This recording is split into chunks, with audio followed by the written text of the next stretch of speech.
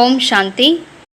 K Surajbhai அவர்களின் தாரணை வகுப்பு, ஜூன் 19, 2024. நாம் அனைவரும் ராஜயோகத்தை பயிற்சி செய்தபடி பரம ஆனந்தத்தினை அனுபவம் செய்கிறோம்.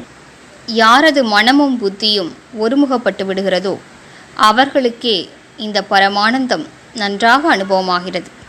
முன்பிருந்தே இவ்வுலகில் மன ஒருமுகப்பாடு என்பது மிகப்பெரிய சப்ஜெக்ட் ஆகும்.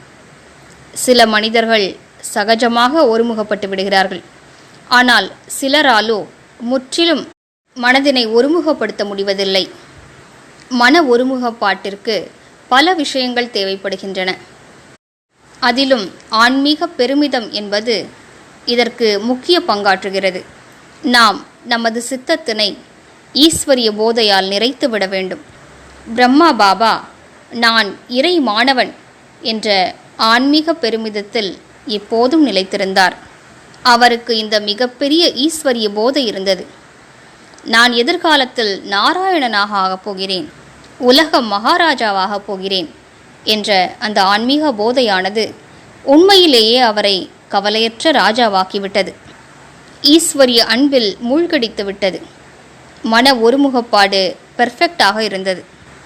அவ்வாறு நாமும் ஈஸ்வரிய போதையில் மூழ்கிவிடுவோம்.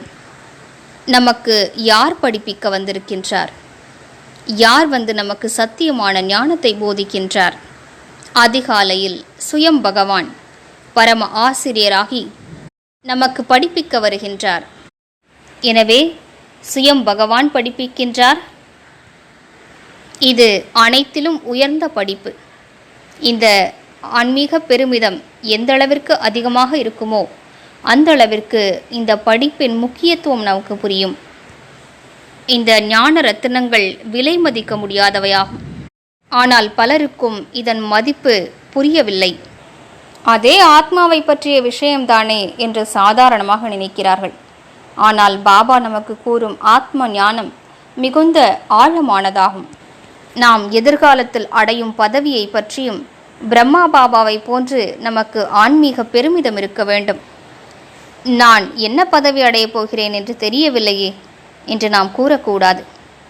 நானும் மிக உயர்ந்த தேவதையாகப் போகிறேன். இந்த நம்பிக்கை இருக்கும்போது நமக்குள் தெய்வீகத்தன்மை விழிப்படையும். அது மேலும் மேலும் மெருகேறும்.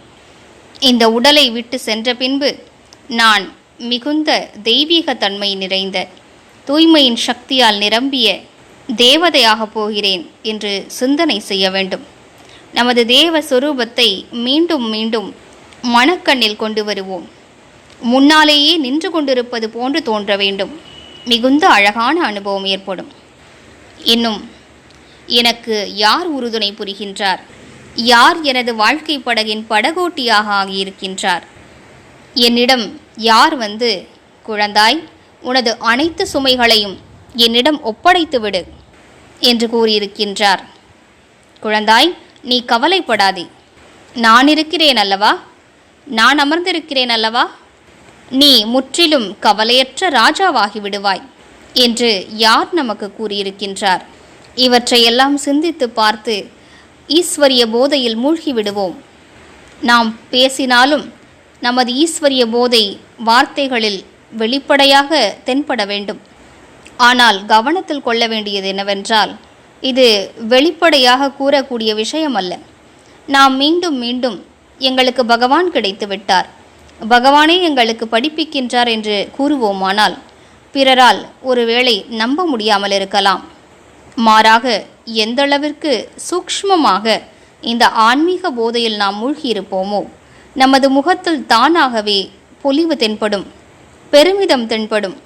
எனவே இன்று முழு நாளும் நாம் ஈஸ்வரிய பெருமிதத்தினை பயிற்சி செய்வோம். நான் இறை மாணவனாவேன். சுயம் பகவானே எனக்கு சத்திய ஞானத்தை போதிக்கின்றார். மிகப்பெரிய முழுமைத்தன்மையின் டிகிரி எனக்கு கிடைக்கப் போகிறது. அந்த டிகிரி உண்மையிலேயே மிகப்பெரியது. இவ்வுலகில் அது யாருக்குமே கிடைக்கப்பெறவில்லை. இரண்டாவது, நான் எதிர்காலத்தில் மிக உயர்ந்த தேவதையாகப் போகிறேன் என்ற பெருமிதம். இவற்றை நினைவு செய்வோம். மேலும் பரிஷ்தாவிலிருந்து தேவதாவாக ஆகப் போகிறேன் என்று பயிற்சி செய்வோம்.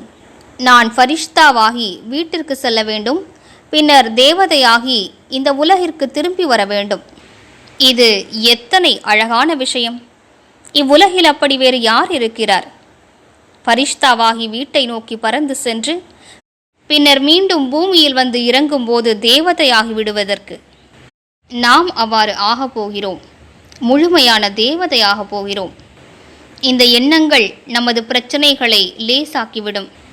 இன்று ஒவ்வொரு மணி நேரத்திற்கும் ஒரு முறை நமது ஃபரிஷ்தா சொரூபத்தையும் தேவதா சொரூபத்தையும் முன்னிலையில் வைத்து பயிற்சி செய்வோம்.